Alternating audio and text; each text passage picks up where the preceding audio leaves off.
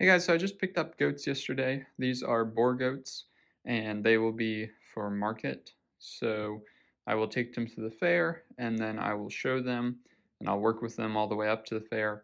And then at the fair, I will sell one of them uh, to at the auction type of deal that happens at the Marion County Fair, and then they will be sold at market price as well. So I just wanted to show these guys because I think they're cool. And I built this cage last year and I did a video about that because I don't know, I built it. It's different than the one that we had. I think it's better in my opinion. It's bigger, and we have these two. So he's a wether right here in front,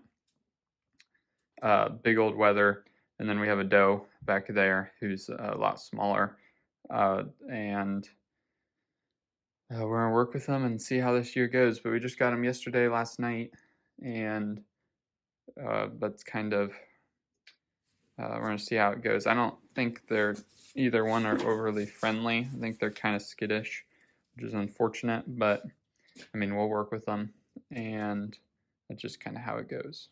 This is now later in the year, and I'm going to show you how to stance them. So here I catch the doe in the corner of the enclosure. I'm dressed in the dress I will be for the Marion County Goat Show.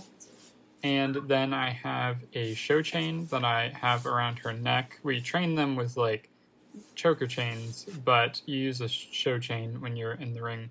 Then you want to brace them against your leg, and then you want to make sure their feet are straight down in the front and out in the back, because this kind of puts them in such a way that makes them look appealing, and when the judge comes up to feel them, they can feel the meat and it feels much better. And that's pretty much all there is to it, except in the rink it's a lot more stressful because there's new goats, there's people, and your goat needs to be able to behave in that environment.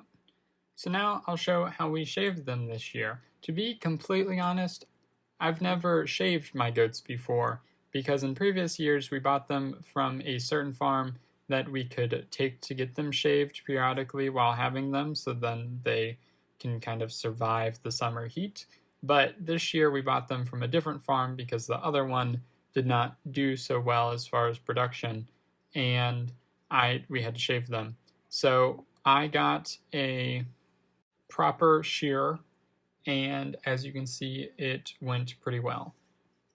There's a possibility that this year I will do a more in-depth video about how to shave your goats, but I'm not entirely sure. I am better at it than I am last year, but I have only been doing it for a year. Technically, I think I was supposed to be doing it the entire time. I've been taking goats for the past 7 years, and I've been taking market chickens for the past 9 years, I think, but I didn't really know that. It was just very convenient to have somebody else do it who had more experience. It was much faster. This took me forever, but like this can be a very, very quick process if you know what you're doing, and I kind of didn't. So I can do a more in-depth video. You kind of learn what you need to do if you work with goats for this reason. And that reason is that I am in 4-H and I take market goats and market chickens to the Marion County Fair, as I said.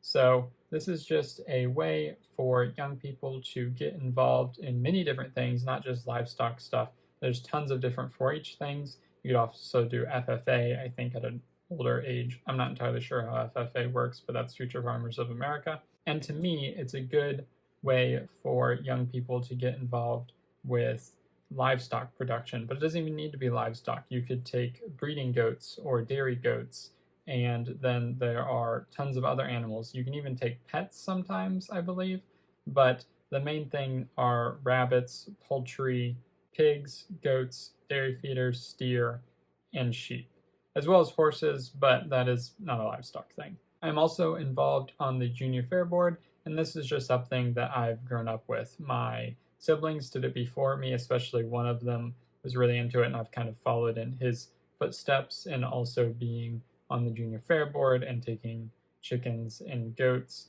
But they are all much older than me, and I am going to age out pretty soon as well, so I won't have goats or chickens as regularly, which is completely fine by me. My interest is not really in livestock things, it is more in the pet industry and exotic animals. I am not really into large animals or working with large animals, which is why I only really work with goats and chickens. And while I do appreciate the other ones from a distance, I've just never had personal experience with them, and I'm sure I'd love them if I did. So, moving forward, these were last year's goats. I've actually already gotten the new ones.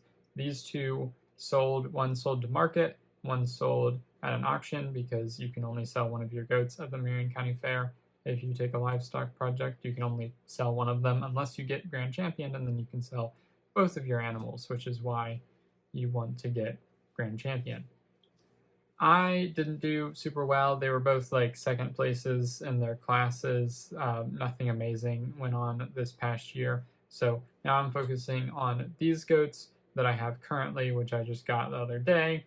And this might be my last year taking livestock animals. I might have another year. It depends on my location by then because I might not still be in the county. I might be in Columbus by then to do schooling. However, for now, I'm very involved with everything going on with the Junior Fair Board and my 4 H group. I'm an officer for my 4 H group, so I kind of run the meetings. And then for the Junior Fair Board, I'm the oldest in the goat department, so I kind of know what's going on. I've done everything before, and I'm kind of running things there as well. And this is just one part of my life as well as all the reptiles and stuff. But I like to share this type of content every once in a while because I find it pretty interesting.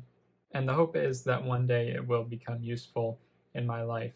But really, the useful parts is learning like the responsibility of taking care of animals, which I obviously have, but it can be helpful for other people to kind of learn not only take care of animals, which is a huge responsibility, but also be involved with 4 H, which involves keeping track of dates and doing things by certain times and turning in entry forms and filling out entry forms and filling out a project book and reading up for Skillathon and doing all kinds of things like that, which kind of, in a way, help with the real world.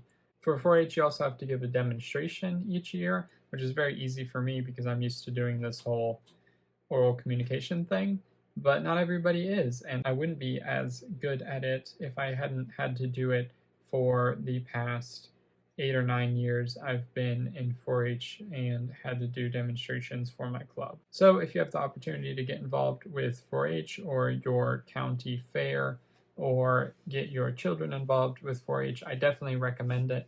I guess that's kind of what this video turned into, but if you also just wanted to see my goats, they're pretty cool, or they were pretty cool. And the ones this year are pretty cool too, so I'm excited to work with them and see how it goes for this year. Hope you enjoyed the video. If you did, like it down below. If you have any comments or concerns, in the comments below. And if you want more content, please subscribe.